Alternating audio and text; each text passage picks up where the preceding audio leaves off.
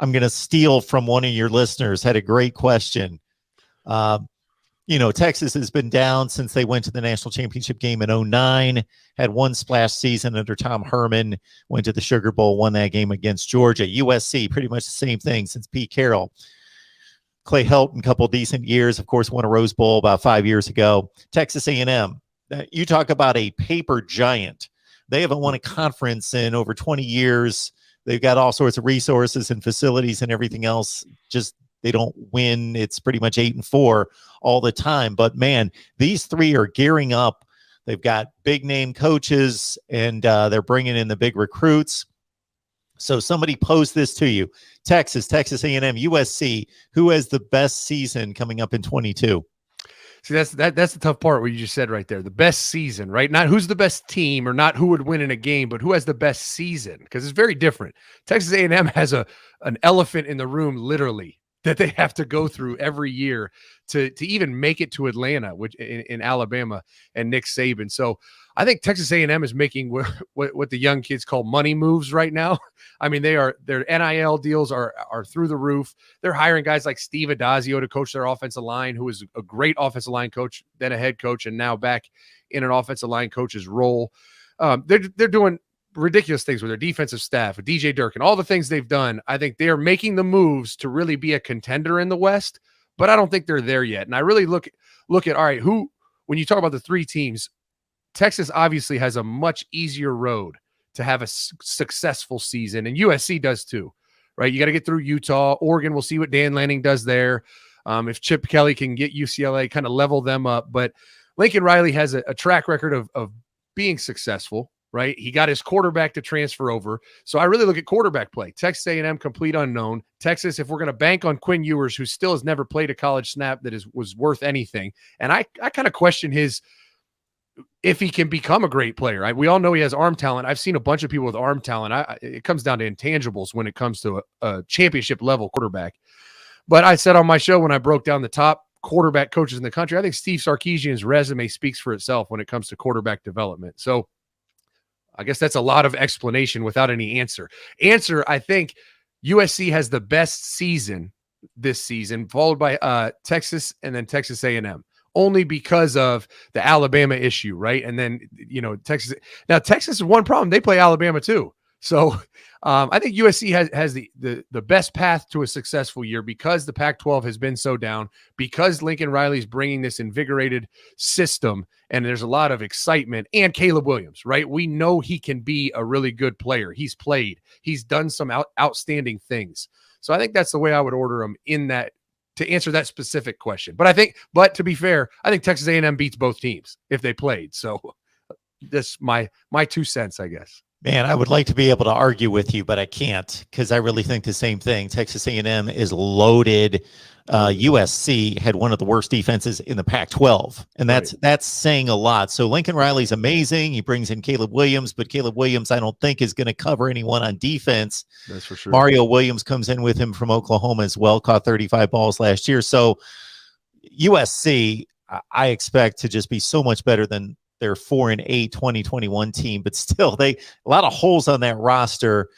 Texas, to your point, Texas, well, they had a bad season at 5-7, but they were playing like razor close games with good teams in the Big 12, like Baylor, Oklahoma State, barely losing those games. Oklahoma, they blew a 4-touchdown lead. They step out of conference for one game against Arkansas, and they just get trucked. It's just a different deal. And I think the real question is, all right, what is their answer, right, offensively and at quarterback? I mean, they have to play Alabama week 2. Are you going to take Quinn Ewers and start him the first 2 weeks of the season and let him try to slay that beast? I mean, I think if he's your guy, you have to, but it's not going to be easy for your kind of first real test to play against Nick Saban. Yeah, it's not going to be pretty. You would not think it's going to be. Hudson Card was the guy that emerged as their starting quarterback out of camp last year. He faltered, lost the job. Casey Thompson led the Big 12 in touchdown passes, but then he transferred to Nebraska. So, yeah, Quinn Ewers, Texas fans are going to be clamoring for him to be the guy. We'll see if they determine whether he's ready or it defaults back to Hudson Card, who's got some experience. Yeah. Got Zach Smith here from Menace to Sports. Again, podcasts posted every day. Got to get on over there. Menace to Sports, your favorite audio platform. I don't know if rankings is your thing, Zach, but you look online, pick your sport. It doesn't matter. And people love the top 10 this and the ranking this and ranking that. And doing what I do, hey, I've fallen in line to a certain extent, ranking, the coaches in the Big Ten or whatever the case might be. There was a list released in the last couple of weeks of the AP's all-time rankings and the coaches poll all-time rankings. So we're going back to 1936 for the AP. We're going back to 1950 for the coaches poll. And I didn't look into their system, but what I think it is basically they just assign a point total to where you finish that season. If you're number one, you get 25 points. You're number two, you get 24 points on down the line. You finish number 25, you get 1 point. And then they just, boom, there are your all-time rankings of the greatest college football programs. And it's pretty much what you would expect it to be. Ohio State and Oklahoma were tied for number one in the coaches poll. Alabama was third. Is all the blue bloods were at the top. This is going back 80 years. So I'm trying to put together a little system that's not going to drive me crazy and make me, work on a project for 3 months. So what would you take into consideration in ranking programs all time? I think the only way that I would do it is to base it on actual analytics, because I have a problem with rankings, right? When they're just people voting, because no different than the playoff committee. I have I need to see your resume. Like, are you qualified to tell me who the top 25 teams are in the country? Because if you're not, then the whole thing is completely biased and ruined. So the only way I think I could do it is to go through, total offensive rate rankings, rushing average per rush, completion percentages, third down conversions, and create an analytic model where you can really evaluate how successful was a team, right? Because outside of that, you're allowing human error. And if there was some expert committee that you just knew everyone voting were absolute experts in this field and could vote on it, unbiased, it would be amazing. And it would be really easy, right? You could just say, well, this expert panel that's been going on for 40 years, here's how they ranked them. They're experts, so that's what we go off of. But that's just not the case when it comes to anything. You want to Heisman Trophy votes, AP poll votes, even coaches polls. I've talked about that before. I've been there. I've seen it. Coaches don't vote. You would think like, oh, it's a coaches poll, so the coaches know. One, the coaches don't watch other teams unless they're playing them. Two, they don't even vote. Their sports information directors fill it out, put it on their desk, they glance it over, sign it, and mail it in. So there's no expert committee out there voting to rank these teams right now. So I have a problem with using those as some indication of like any type of success or which teams are better. Zach, I explain that to people all the time. The coaches don't vote. And, I'm sure some of them have a little bit more interest in it than others and may say, to the SID, here, vote. I just want to make sure that so-and-so is not higher than us, knock them down and put them up. And other than that, you do whatever you want. Yep. And maybe that's near the end of the season that they finally say, you know what, we don't want our rival to be, or we want to pump them up or whatever. Then the other thing that people don't understand on the writers' side, those writers are so locked in on their team, the one team that they cover. And I'll give an example of that. For 7 years, I covered the SEC, and every week I'm going to the Alabama, Mississippi State, or Ole Miss game. If you got a 3:30 game in the afternoon, you got a 2-hour drive, you got to get there an hour early. You do not see any other college football. You are basically, you got an 8 or 9 in the morning start. You're going to that game. You live that game. Yeah. That's the only game you live. You're going to the locker room after the game for interviews. You're going to the news conference by the time you truck it back, work on highlights, put together a story. It's the 11 o'clock news. You've seen no other college football. Right. And that's what you've worked on. You don't know what's going on. You can't evaluate these other teams. No. And I think it's kind of what the industry has done is they try to kill two birds with one stone, right? They're trying to get these people in sports media to cover the teams and give you those in-person experiences and cover the deep analytics and the behind the scenes stuff for Alabama or the SEC, and then in turn ask that same person to be experts on a national landscape, and it's not possible. And that's kind of the luxury that I have. I don't go anywhere. I don't go to any games. And all I do is watch football for 6 days out of 7.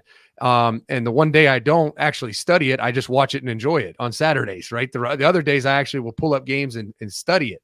And I think if they had a niche for people to do that, right? Just analyze teams on a national landscape, you'd have a much better rating system, because it's not even incompetence by sports media personnel. It's just, that's not possible.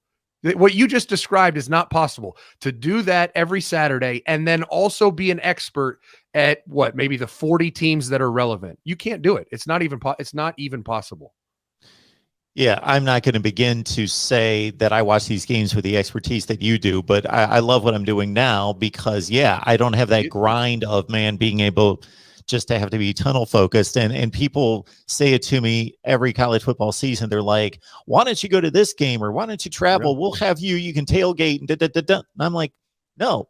I kick back and I watch like 15 different games because I'm trying to keep up with everything. I can't lock myself in on the Florida State Miami game and make that my entire weekend. No, you can't. And I mean, I run into it too. We do these not every home game, but select home games for Ohio State. Braxton Miller and I do a big fundraiser tailgate. We raised $8,000 this past football season. And on those days, the whole time, all I'm thinking about is like, man, I'm going to have so much extra work to do because I'm not watching football right now. But it's obviously for a good cause, so we do it. But I don't know how you did it, and I don't know how anyone does it now. Good stuff with Zach Smith talking college football. These all-time program rankings, people are bringing up NFL first-round picks, NFL draft selections, Heisman Trophy winners, All-Americans. Even that, All-Americans, totally subjective. People, you see guys that don't belong and other guys that get snubbed all the time. And just because somebody tells me somebody's a Heisman Trophy winner, we know that that's a quarterback award. Right. You're not crediting the best offensive tackle in the country with a Heisman Trophy. It just doesn't happen. And I've seen it in we had a Remington Award winner who I thought was an average player, right? We've had All-Americans and guys that have snubbed. Michael Thomas is one of the best players I've ever coached. And I've been around some great ones, and he got nothing. He got no Buckeye trees, no All-Americans, no first team All Big Ten. He didn't, because Penn State threw a ball 15 times a game to one kid. There's so many reasons behind it. It's like, you really just have to study the film and have form an opinion based on what you actually see.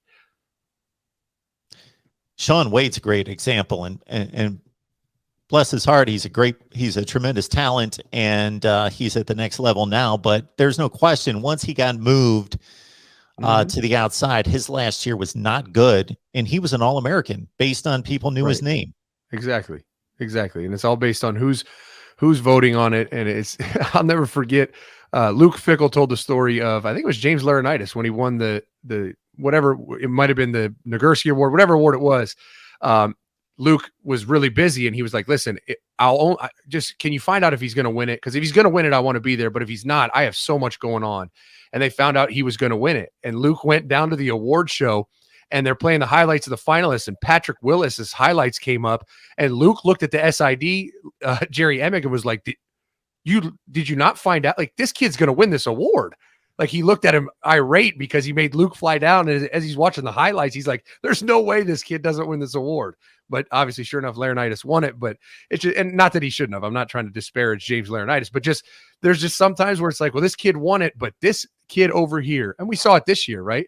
We saw it with Will Anderson, the best defensive end in college football, not even close. And you have Aiden Hutchinson sitting there in New York City. Not that Aiden wasn't good, but he wasn't even the best at his position.